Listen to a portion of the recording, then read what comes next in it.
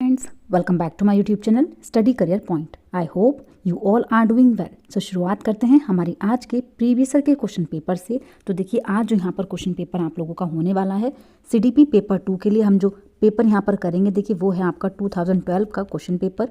ठीक है, तो शुरुआत करते हैं हमारे फर्स्ट क्वेश्चन के साथ। देखिए अभी तक कोई भी ऐसा क्वेश्चन पेपर नहीं जो आप लोगों को ना कराया गया हो, सिर्फ 2011 का क्वेश्चन पेपर और आप लोगों का यहाँ पर बचा है, वो भी आप लोगों को करा दिया जाएगा। शुरुआत करते हैं फर्स्ट क्वेश्चन के साथ। तो देखिए फर्स्ट क्वेश्चन यहाँ पर दिया गया है, बाल केंद्रित शिक्षा का समर्थन निम्न में से किस विचारक द्वारा किया गया। तो देखिए कौन से थे, BF स्किनर थे, जॉन डीवी थे, एरिक एरिक्सन थे या फिर चार्ल्स डार्विन। तो देखिए बाल केंद्रित शिक्षा का जो समर्थन किया था वो किन्होंने किया था।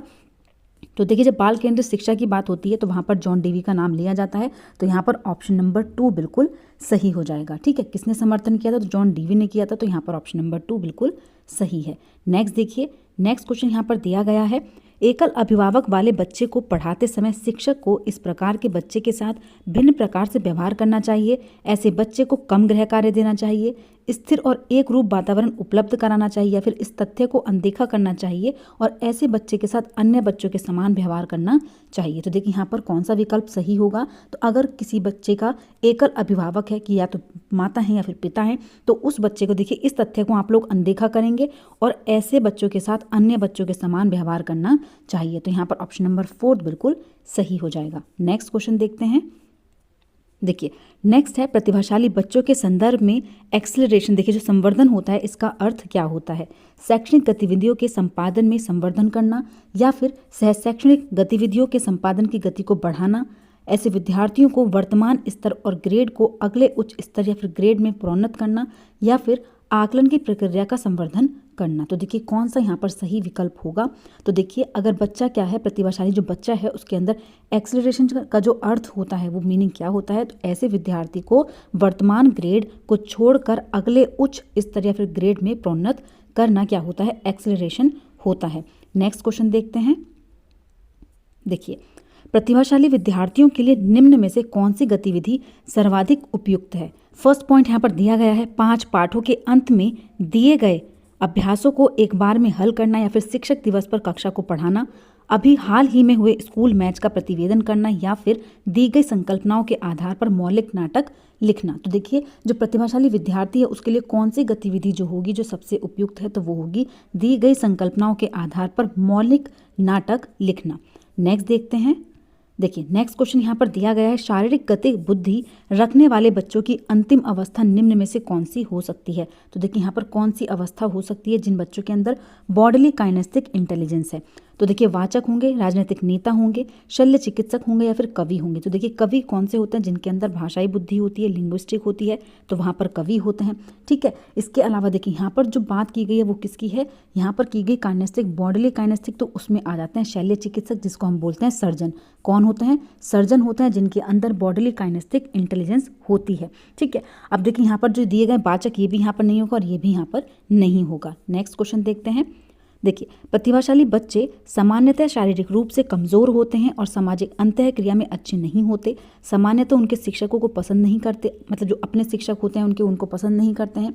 बिना किसी की सहायता के अपने सामर्थ्य का पूर्ण विकास करते हैं या फिर मानव के लिए महत्वपूर्ण किसी भी क्षेत्र में अस्वभावत अच्छा निष्पादन करते हैं। तो देखिए कौन सा यहाँ पर सही विकल्प होगा। तो देखिए जो प्रतिभाशाली बच्चे होते हैं वो बिना किसी की सहायता के अपने सामर्थ्य का पूर्ण विकास करते हैं। तो यहाँ पर ऑप्शन नंबर 3 बिल्कुल सही है। नेक्स्ट देखते हैं। देखिए नेक्स्ट यहाँ पर है, मिश्रित आयु वर्ग वाले विद्यार्थियों की कक्षा से व्यवहार रखने वाले शिक्षक के लिए किस चीज़ का ज्ञान सर्वाधिक महत्वपूर्ण होगा। सांस्कृतिक पृष्ठभूमि, विकासात्मक अवस्थाओं का, उनके अभिभावकों का व्यवसाय या फिर सामाजिक आर्थिक पृष्ठभूमि। तो देखिए यहाँ पर कौन सा विकल्प सही हो जाएगा। तो देखिए जहाँ पर बात करते हैं हम किस चीज़ की, देखिए यहाँ पर बोला गया है कि विद्यार्थियों की कक्षा से व्यवहार रखने वाले शिक्षक के लिए किस चीज़ का, विकासात्मक अवस्थाओं का ज्ञान सर्वाधिक महत्वपूर्ण है। ठीक है, डेवलपमेंटल स्टेजेस का। तो यहाँ पर ऑप्शन नंबर 2 बिल्कुल सही हो जाएगा। नेक्स्ट देखते हैं। देखिए शिक्षा का अधिकार अधिनियम 2009 के क्रियान्वयन के बाद कक्षा कक्ष आयु के अनुसार अधिक समझाती है, आयु के अनुसार अधिक विषम जाती है, अप्रभावित है क्योंकि शिक्षा का अधिकार विद्यालय में कक्षा की औसत आयु को प्रभावित नहीं करता, जेंडर के अनुसार अधिक समझाती है। तो देखिए यहाँ पर कौन सा विकल्प सही होगा। तो देखिए जो शिक्षा का अधिकार अधिनियम 2009 है उसके क्रियान्वयन के बाद कक्ष आयु के अनुसार अधिक समझाती है। ठीक है, क्या होनी चाहिए, होमोजीनियस होनी चाहिए, एज वाइज। तो यहाँ पर ऑप्शन नंबर 1 बिल्कुल सही हो जाएगा।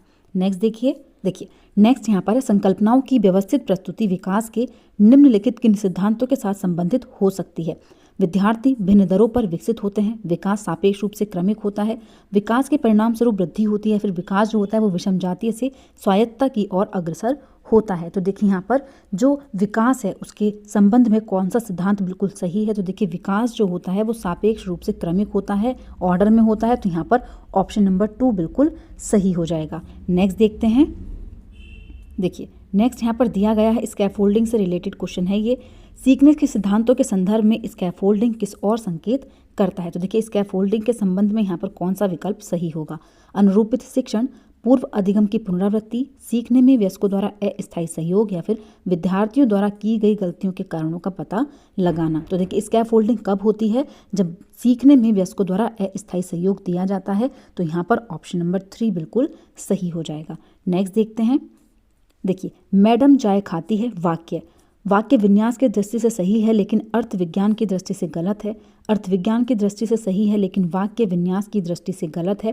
अर्थ विज्ञान और वाक्य विन्यास दोनों की ही दृष्टि से सही है, या फिर अर्थ विज्ञान और वाक्य विन्यास दोनों की ही दृष्टि से गलत। तो देखिए मैडम चाय खाती है, अब यहाँ पर देखिए खाती है होता या पीती है होता। तो यहाँ पर देखिए किस चीज़ की गलती की गई है। तो देखिए यहाँ पर वाक्य विन्यास की दृष्टि से सही है लेकिन अर्थ विज्ञान की दृष्टि से ये गलत है। ठीक है, तो यहाँ पर कौन सा सही हो जाएगा। ऑप्शन नंबर 1 यहाँ पर बिल्कुल सही होगा। अर्थ विज्ञान की दृष्टि से सही है, तो देखिए ये तो यहाँ पर गलत है।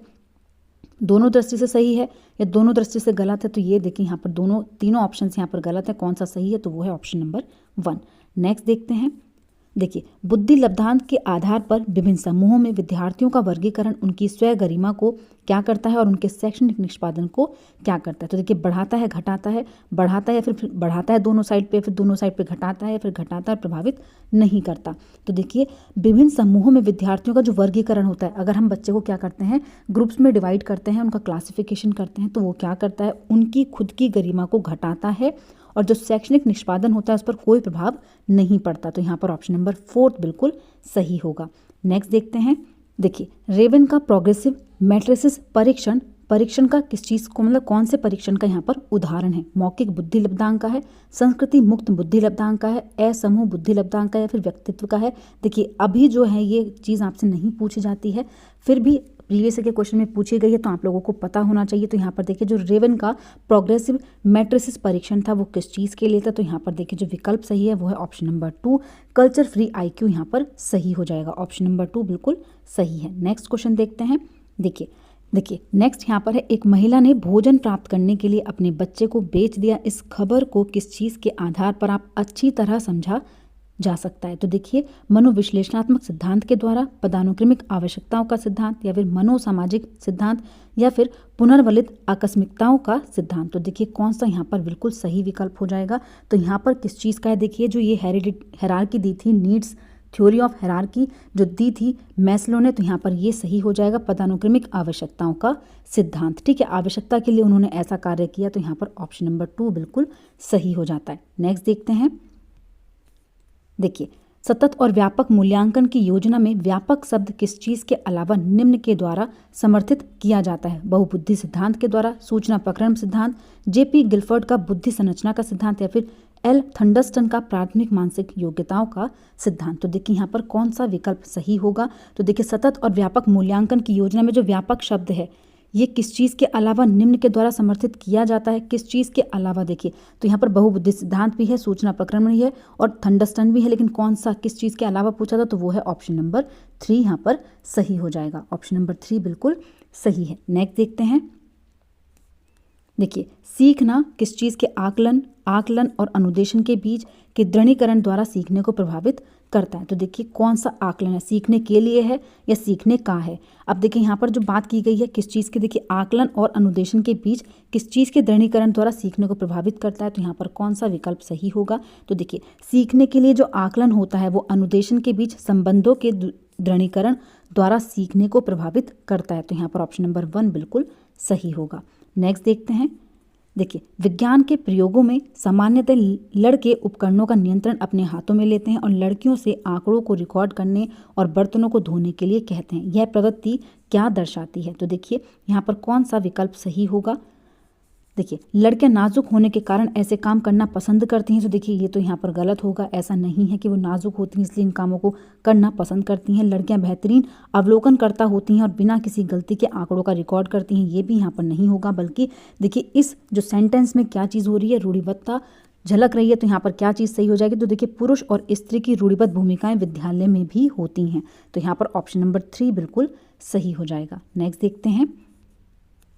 देखिए नेक्स्ट यहाँ पर है, कक्ष में शिक्षक और विद्यार्थी किस प्रकार जेंडर को करते हैं यह सीखने के वातावरण। तो देखिए यहाँ पर जहाँ फिलर है यहाँ पर आपको फिल करना है कि कौन सी चीज़ यहाँ पर फिट होगी। अब देखिए कक्ष में शिक्षक और विद्यार्थी किस प्रकार के जेंडर को देखिए यहाँ पर क्या करते हैं, रूपांतरित करते हैं। क्या हो जाएगा? अडेप्ट करते हैं और यह सीखने के वातावरण को शुद्ध करता है, मतलब पिटअप्स करता है। तो यहाँ पर देखिए ऑप्शन नंबर 3 बिल्कुल सही हो जाएगा। अफेक्ट नहीं करता या फिर प्रभाव डालता है या फिर कम प्रभावी बनाता है। तो देखिए ये चीज़ यहाँ पर नहीं होगी, बल्कि अडेप्ट करते हैं, यह सीखने के वातावरण को अच्छा बनाता है, शुद्ध बनाता है। तो यहाँ पर ऑप्शन नंबर 3 बिल्कुल सही हो जाएगा। नेक्स्ट देखते हैं।